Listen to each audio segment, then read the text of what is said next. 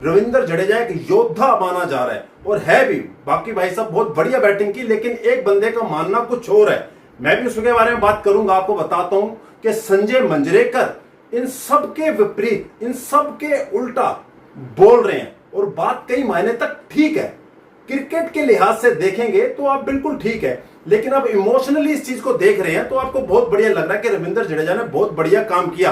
और इसमें सिर्फ रविंद्र जडेजा की गलती नहीं है, संजय मंजरेकर तो सिर्फ रविंद्र जडेजा के लिए बोल रहे हैं, लेकिन मेरा मानना है कि दूसरे बैट्समैन भी इसमें पूरे पूरे हकदार है। चौथे दिन तक इंग्लैंड के ऊपर इंडिया पूरी तरीके से हावी थी और हावी होने के बाद आखिरी दिन का तो आप सबको पता, हम 192 रन का टारगेट चेज नहीं कर पाए। हमारी दूसरी इनिंग में बैटिंग बिल्कुल धराशायी हो गए।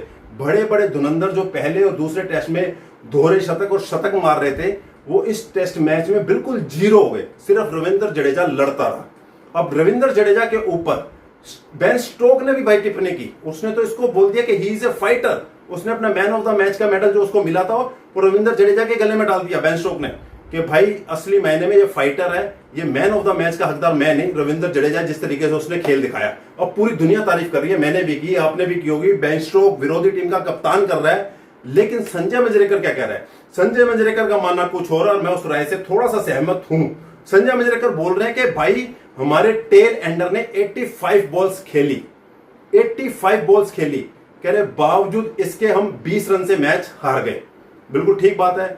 जसप्रीत बुमराह 55 बॉलें खेल के गया और आपका मोहम्मद सिराज ने 20 बॉलें खेली, 75 बॉलें तो ये होगी, 10 बॉलें आपका वाशिंगटन सुंदर ये वगैरह सारे खेल के गए। टोटल 85 बॉल हमारे टेल एंडर ने खेली, लेकिन हम 20 रन से मैच हार गए। कह रहे ये कैसे हो सकता है? इसका मतलब तो ये हुआ कि टेल एंडर के सामने जो मेन बैट्समैन था, अब ये जडेजा के ऊपर बोल रहे हैं, नाम नहीं लिया उन्होंने, लेकिन बातों ही बातों में जडेजा का कह दिया कि सामने जो बैट्समैन था वो रन नहीं बना रहा था, वो रन नहीं बना रहा था, वो सिर्फ अपनी विकेट बचाने के लिए खेल रहा था। टेल एंडर्स वहां से अपनी विकेट बचा रहे हैं, रविंद्र जडेजा अपनी वहां से विकेट बचा रहे हैं, और दोनों विकेट बचाने के चक्कर में रन बनाना भूल गए। और यही चीज मैं नीतीश रेड्डी पे भी बोलूंगा। मैं सिर्फ रविंद्र जडेजा को दोषी नहीं मानता, नीतीश रेड्डी भी इसमें पूरे हकदार हैं। नीतीश रेड्डी ने भी 55 बॉलें खेली और मात्र आई थिंक 16 या 17 रन उन्होंने बनाए। 55 बॉले 16 या 17 रन। अगर सोचिए इस 55 बॉलों पे 16-17 के बजाय 30 या 35 रन होते तो हम 20 रन से हारते?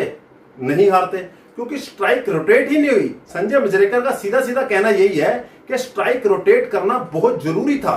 बीच में अगर स्ट्राइक रोटेट होती रहती है, रन आते रहते हैं, तो प्रेशर रिलीज होता रहता है। जब रन बनते हैं तो बॉलर्स के ऊपर भी दबाव बनता है। ये कहने का मतलब है, कह रहे मेन बैट्समैन जो टेल एंडर्स के साथ खेल रहा था, उसने रन बनाने की जहमत उठाई ही नहीं। 160 बॉलों पे रविंद्र जडेजा कहते सिर्फ 60 रन बना के आए। 100 बॉलें उन्होंने भी खेल ली बिना रन के।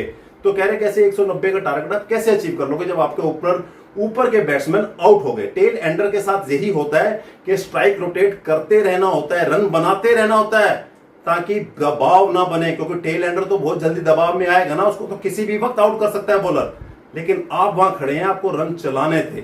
20 रन से हार ज्यादा बड़ी हार नहीं है, बढ़िया टेस्ट मैच जीत सकते थे, लेकिन बावजूद इसके हम कुछ गलतियों के कारण ये टेस्ट मैच हार गए।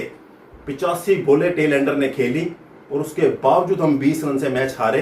ये कह रहे मेन बैट्समैन की गलती है। अब इसमें रविंद्र जडेजा भी लगा ले, नीतीश कुमार रेड्डी भी लगाएं, और भी आपका केएल राहुल भी भाई साहब 40-42 रन मार के गए हैं। वो लगातार खेल रहे थे लेकिन आउट हो गए।